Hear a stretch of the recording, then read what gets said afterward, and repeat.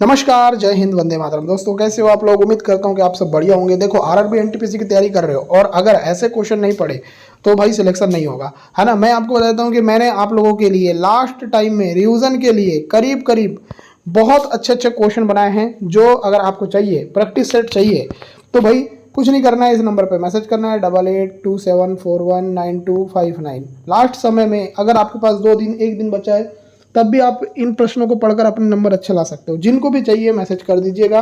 199 price है, जिसको भी चाहिए, ठीक है। जो भी पढ़ना चाहता है तो व्हाट्सअप मैसेज कर दीजिएगा। बाकी हम वीडियो को स्टार्ट करेंगे, ज़्यादा हम टाइम वेस्ट नहीं करेंगे आपका। और पहला क्वेश्चन आपके स्क्रीन पर कि भारत में मतदान की न्यूनतम आयु कितनी है। हालांकि देखो, आप इस क्वेश्चन को जब अटेंड करोगे ना तो नंबर जरूर बताना, आपके नंबर कितने बनते हैं, ठीक है। देखो, भारत में मतदान की न्यूनतम आयु सबको पता है 18 वर्ष है, ठीक है। तो पहले क्वेश्चन का आंसर तो सी आ जाएगा।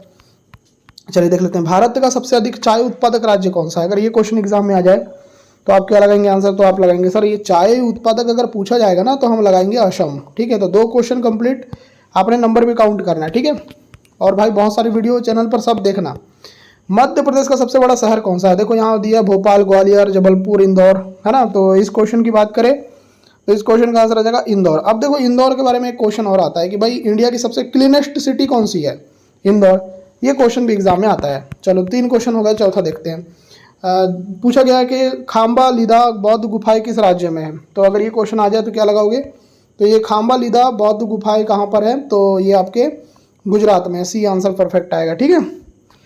चलिए अब देख लेते हैं next question. Question number 5, Andaman व निकोबार द्वीप समूह की राजधानी क्या है? ये क्वेश्चन भी कई बार आया है एग्जाम में, ठीक है। चलो इसका आंसर देखते हैं कौन लगा सकता है। देखो इसका आंसर आएगा पोर्ट ब्लेयर, आंसर आ जाएगा सी, ठीक है।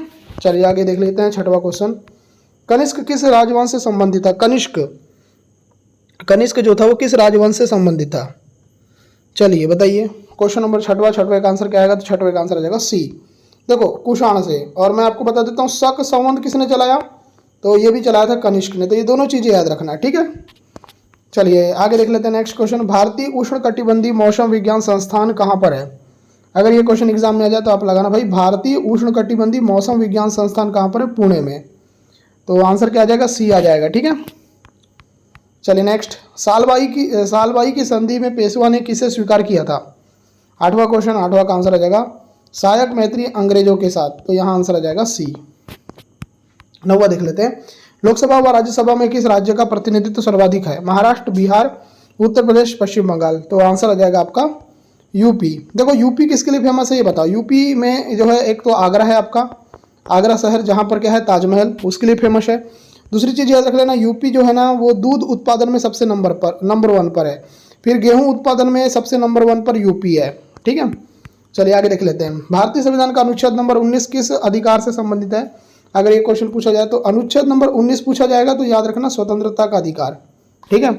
अगर पूछा जाएगा कि ये जो संपत्ति का अधिकार है ये कानूनी अधिकार बना दिया गया तो कौन से संविधान संशोधन के अंतर्गत? तो ये 44वें नंबर का संविधान संशोधन 1978 के अंतर्गत। चलिए आगे देख लेते हैं नेक्स्ट क्वेश्चन। पोटेशियम नाइट्रेट का मुख्य उपयोग किस में होता है? देखो सिंपल क्वेश्चन बनना चाहिए आपको। तो इसका जो आंसर आ जाएगा पोटेशियम नाइट्रेट का उपयोग करते हैं रासायनिक खाद में। आंसर आ जाएगा सी। चलिए बार देखते हैं। 1757 में प्लासी के युद्ध में सिराज उद दौला को किसने हराया? देखो प्लासी का युद्ध हुआ था 1757 में, ये तो आपको याद रखना ही रखना है। सिराज उद दौला को किसने हराया था? तो ये हराया था अंग्रेजों ने। देखो अंग्रेज ने सबको हरा दिया भाई। उस समय आए अंग्रेज और सबको हराते हराते इंडिया पर कब्जा जमा लिया एक तरीके से, है ना। तो ये याद रखिएगा। चलिए आगे देख लेते हैं नेक्स्ट क्वेश्चन आपके स्क्रीन पर। भारत के मुख्य न्यायाधीश को शपथ कौन दिलाता है? अगर ये क्वेश्चन एग्जाम में आया तो आप लगाना राष्ट्रपति दिलाता है। तो ये डी आंसर आ जाएगा। चलिए देख लेते हैं 14, इंद्रधनुष के सबसे ऊपरी हिस्से में कौन सा रंग होता है? देखो इंद्रधनुष जब भी देखो प्रिज्म में से आप श्वेत प्रकाश को गुजारोगे तो वो 7 रंगों में विभक्त हो जाएगा। कितने रंगों में विभक्त होगा? 7 रंगों में। तो वो 7 रंगे होते हैं आपके, देखो ये विबग्योर होता है, ठीक है, विबग्योर। तो ये विबग्योर होता है। तो बोला जा रहा है कि इंद्रधनुष में सबसे ऊपरी हिस्से में कौन सा रंग होता है? तो ये आपका जो रंग है वो लाल रंग होता है, रेड, इधर से चालू होता है, ठीक है। चलिए 15 देख लेते हैं। फतेहपुर सीकरी का निर्माण किसने करवाया था? सिंपल क्वेश्चन है, बनना चाहिए एग्जाम में आएगा तो आंसर जो आ जाएगा वो आ जाएगा अकबर। देखो अकबर के बारे में याद रखना कि भाई अकबर के 9 रत्नों में कौन थे? तानसेन थे, बीरबल थे। तानसेन की समाधि पूछा जाएगा तो ग्वालियर लगाना, ठीक है। चलिए तो आगे देख लेते हैं फटाफट कि इंडिका नामक पुस्तक किसने लिखी थी। जैसे कुछ सिंपल क्वेश्चन है, अगर पूछा जाएगा कि इंडिका जो पुस्तक है इसको लिखा किसने था, तो मेगास्थनीज ने। देखो ये तो सबको पता ही रहता है ना, पर आपको ये याद रखना कि मेगास्थनीज जो है वो किसके दरबार में आया था, तो ये आया था चंद्रगुप्त मौर्य के दरबार में। चंद्रगुप्त मौर्य के दरबार में कौन आया था, मेगास्थनीज। और ये भी याद रखना कि ये सेल्यूकस निकेटर का राजदूत था, और जो सेल्यूकस निकेटर था वो सिकंदर का राजदूत था, तो ये याद रखना आप। चलो 17 देख लेते हैं। बृहदेश्वर मंदिर का निर्माण किसने करवाया, ये क्वेश्चन भी एग्जाम में आ चुका है। ये इसका आंसर आ जाएगा राजा राज चोल ने। आपको बता देता हूँ, देखो भाई जिसको भी नोट्स लेना है ना, जो क्वेश्चन फंसने वाले क्वेश्चन अगर आपको चाहिए 199 में दे रहा हूँ, और अगर आपको चाहिए तो आप इस नंबर पर मैसेज करिए। नंबर क्या है 8827419259। इस नंबर पे आप मैसेज करिए व्हाट्सअप में, सर हमको चाहिए करके, हम आपको डिटेलिंग दे देंगे।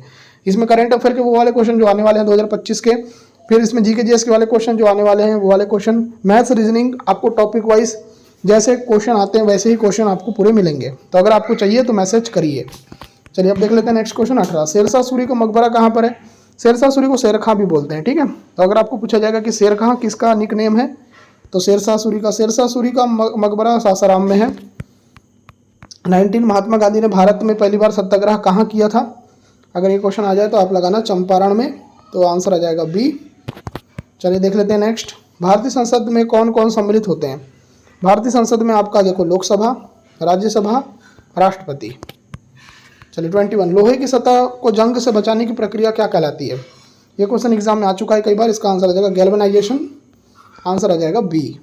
चलिए देखते हैं नेक्स्ट। ब्लड कैंसर को किस नाम से जाना जाता है। देखो ब्लड कैंसर अगर किसी को हो जाता है, आप किस नाम से जानते हैं इसको इसको जानते हैं ल्यूकेमिया के नाम से, सी आंसर आएगा। नेक्स्ट, संविधान का कौन सा अनुच्छेद हिंदी को भारत का आधिकारिक भाषा घोषित करता है, तो कौन सा करता है, तो ये करता है अनुच्छेद नंबर 343, आंसर आ जाएगा बी। चलिए 24 देखो। भारतीय संविधान की 8वीं अनुसूची में क्या सूचीबद्ध किया गया है, तो क्या किया गया, तो इसका जो आंसर आ जाएगा वो आ जाएगा सी, अनुसूचित भाषाएं, तो यहाँ आंसर आ जाएगा सी। चलिए नेक्स्ट। इलेक्ट्रॉन की खोज किस वैज्ञानिक ने की थी, तो इसका आंसर आ जाएगा जे थॉमसन, और इनको ना इसी खोज के लिए नोबेल पुरस्कार भी मिला था। नेक्स्ट, सोने का रासायनिक प्रतीक क्या है। देखो सोने का रासायनिक प्रतीक है बी, आंसर आएगा एयू। चलो नेक्स्ट 27। मानव शरीर में लाल रक्त कोशिकाएं कहाँ उत्पन्न होती है, यकृत, अस्थिमज्जा, फेफड़े, गुर्दा।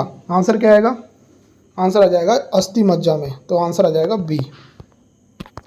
चलिए नेक्स्ट 28। तीसरा बौद्ध सभा का आयोजन किसके शासनकाल में हुआ, बिंबिसार, कालाशोक, अशोक, कनिष्क। आंसर क्या जाएगा, आंसर आ जाएगा सी, अशोक। चलिए अब देखते हैं नेक्स्ट क्वेश्चन 29। भारत में बैंकिंग प्रणाली का संचालन कौन करता है, तो आपको पता ही होना चाहिए, इसका आंसर आ जाएगा रिजर्व बैंक ऑफ इंडिया करता है। कौन करता है, रिजर्व बैंक ऑफ इंडिया करता है, डी आंसर परफेक्ट आएगा। चलिए 30 देखते हैं। चरक किस प्रसिद्ध राजा के दरबारी चिकित्सक थे, चरक। तो दोस्तों चरक जो थे ना, चरक, इनके बारे में याद रखना, चरक के बारे में याद रखना, कनिष्क के दरबार में थे चरक, कनिष्क के दरबार में थे चरक। चलिए 31। अलीगढ़ आंदोलन के संस्थापक कौन थे, अगर ये क्वेश्चन एग्जाम में आ जाए तो याद रखना सर सैयद अहमद खां, आंसर आ जाएगा सी। चलिए नेक्स्ट।